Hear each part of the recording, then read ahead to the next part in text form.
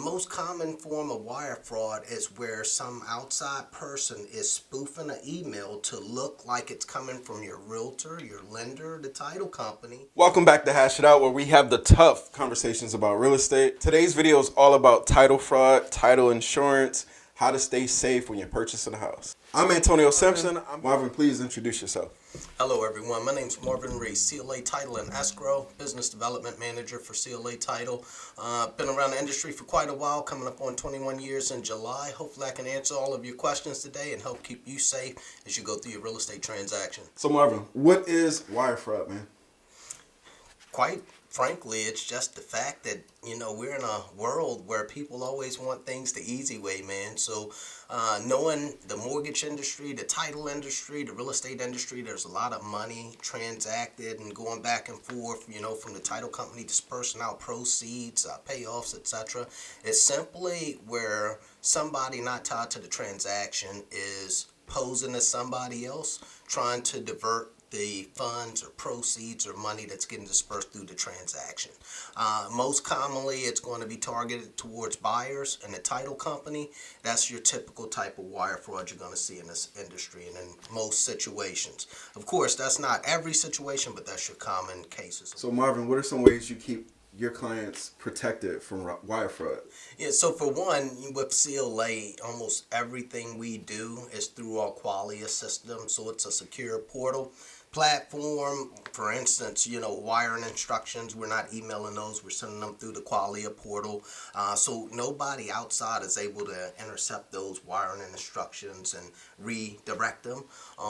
So things like using secure platforms, in our signature lines, alerting people to things about, the just awareness of wire fraud and it being in our industry are some of the ways that CLA are helping to protect its consumers from any kind of fraudulent activity. Title insurance is in two forms. You have an owner's policy and a lender's policy. A lender's policy, it's no way around it. You as the consumer have to pay for that on behalf of the lender for them to loan you the money to buy the house. I call it the cost of doing business. The owner's policy is optional, but after we talk about some of the scenarios today, you're going to see why, in my opinion, it's not truly optional. You do not want to make the biggest purchase you're going to make in your life and not have yourself protected, but you're protecting everybody else. It just doesn't make sense to me. Exactly.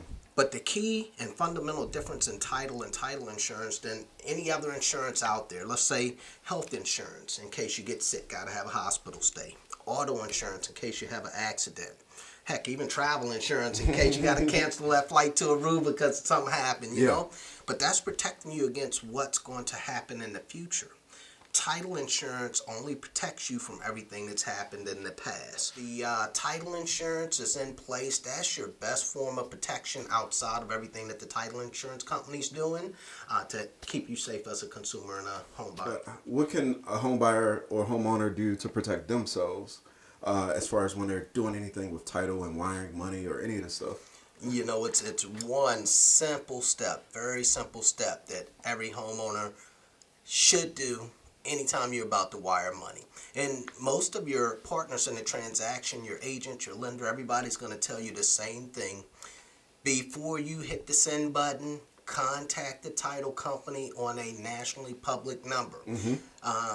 And have them validate those instructions. Now let's talk about why, okay? The most common form of wire fraud is where some outside person is spoofing an email to look like it's coming from your realtor, your lender, the title company, and it's usually last minute when you're in a rush to wire the money, saying, hey, there's been a change. Instead of sending your wire here, send it there. Automatically, that's a red flag because it shouldn't be changing up last minute.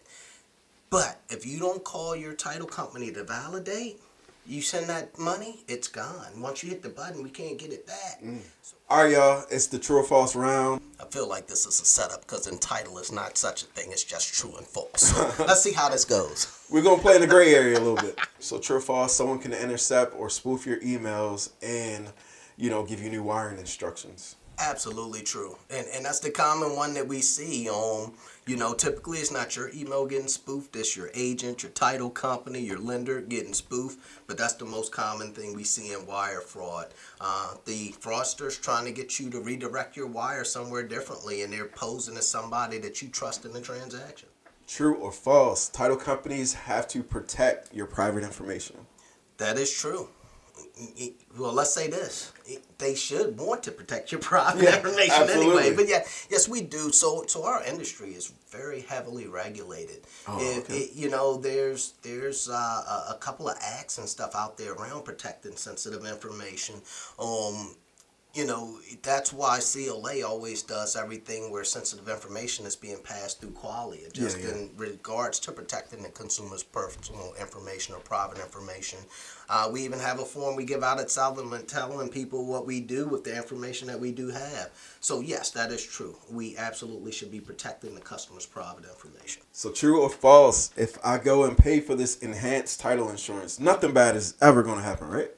So let's see, that's a great one. That's another one I can't just say true or false. So let's remember now, what did we talk about earlier in this show, right? Title insurance protects you against what?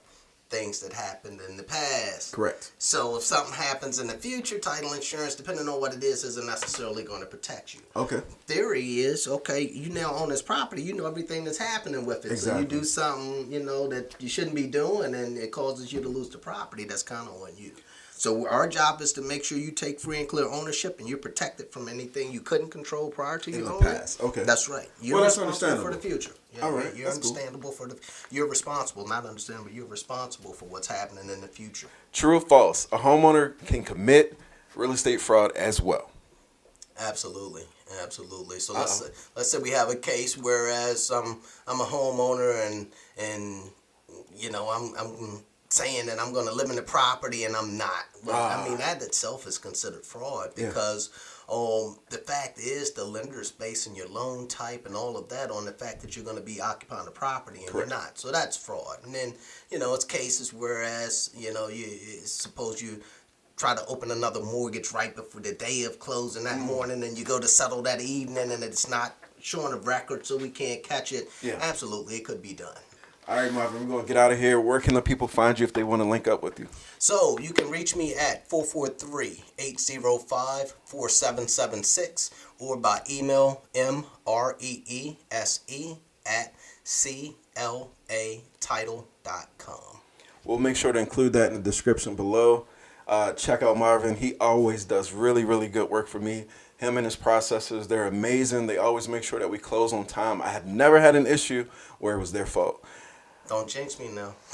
I'm not. But this is my guy.